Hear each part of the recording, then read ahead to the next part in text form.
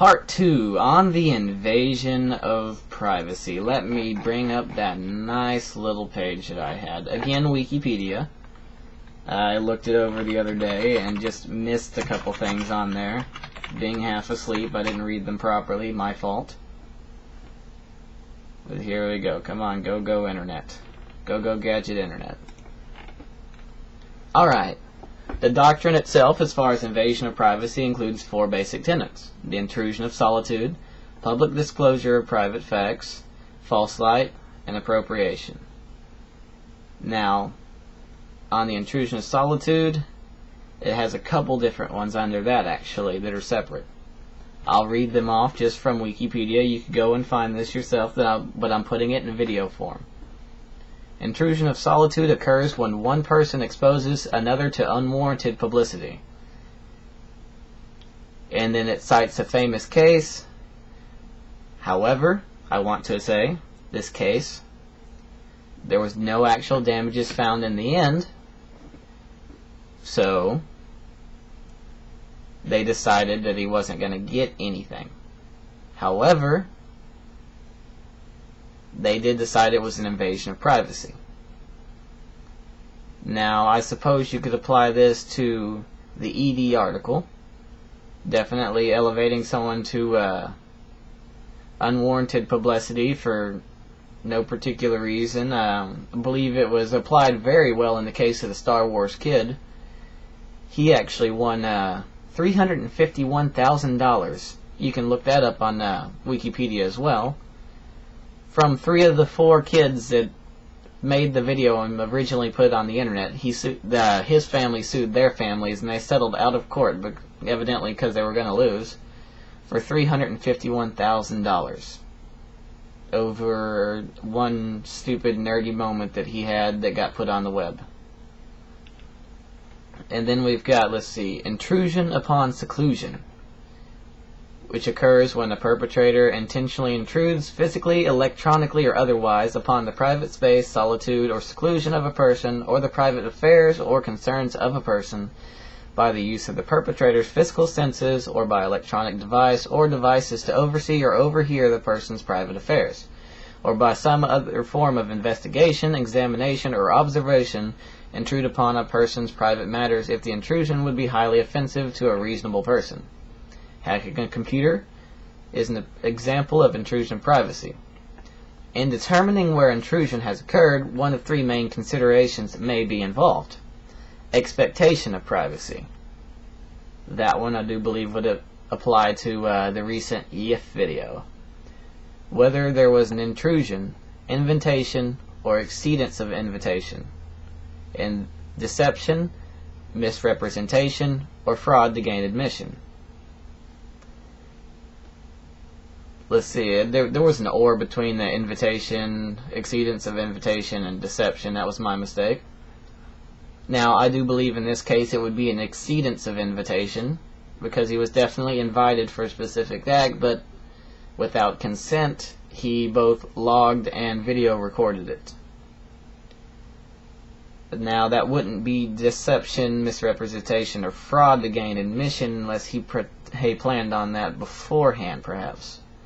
And even then, that would be kind of iffy, so it would be exceedance of invitation. Now, intrusion is an information gathering, not publication, tort, which basically means tort is how they determine legal damages or legal wrong. Occurs at the time of intrusion. No publication is necessary. Basically, it's privacy trespassing. Then we have public disclosure.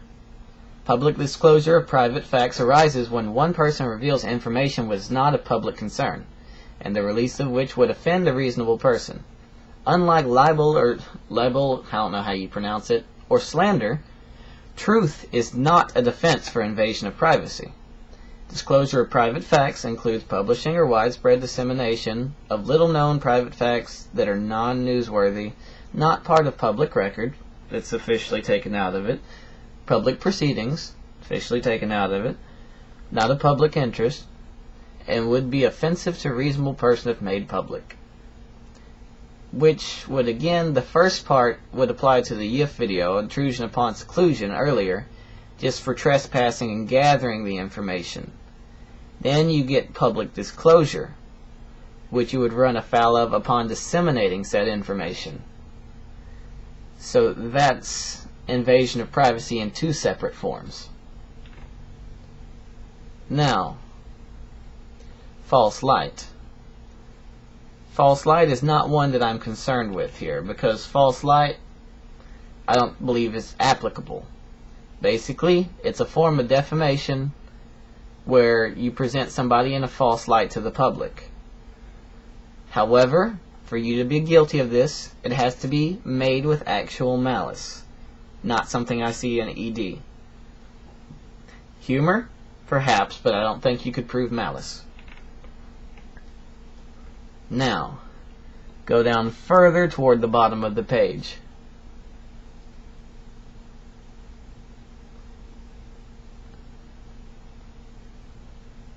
Alright.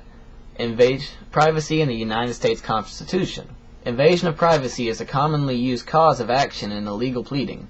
The Fourth Amendment to the Constitution of the United States ensures that the right of the people to be secure in their persons, houses, papers, and effects against unreasonable searches and seizures shall not be violated, and no warrant shall issue but upon probable cause, supported by oath or affirmation, and particularly describing the place to be searched, and the persons or things to be seized. The amendment, however, only protects against searches and seizures conducted by the government. Invasions of privacy by persons who are not state actors must be dealt with under private tort law, which, again, tort is how they decide legal damages, whether emotional or otherwise. Now, a notable quote regarding the United States Constitution and privacy in the cases of Deitman versus Tiemann, Inc., which is 1971. I pronounced that horribly, I'm sure. The First Amendment has never been construed to accord newsmen immunity from torts or crimes committed during the course of news gathering. The First Amendment is not licensed to trespass, to steal, or to intrude by electronic means into the precincts of another's home or office. Now, this one is completely unrelated to pretty much everything except for the media, which, if you look at the media any given day and age, you can see a noticeable double standard when viewed against this precedence here. Basically, the aptly termed phrase stalkerazzi for the stalker paparazzis that trespass and steal and intrude to get their information have been kind of semi-accepted by society for want of entertainment. Nice double standard by society on that one. So, I mean, that's just a basic overview of public records and invasion of privacy is so far concerned in this issue. You can disagree if you want, but that is at least what Wikipedia says on it, and which I believe can be verified.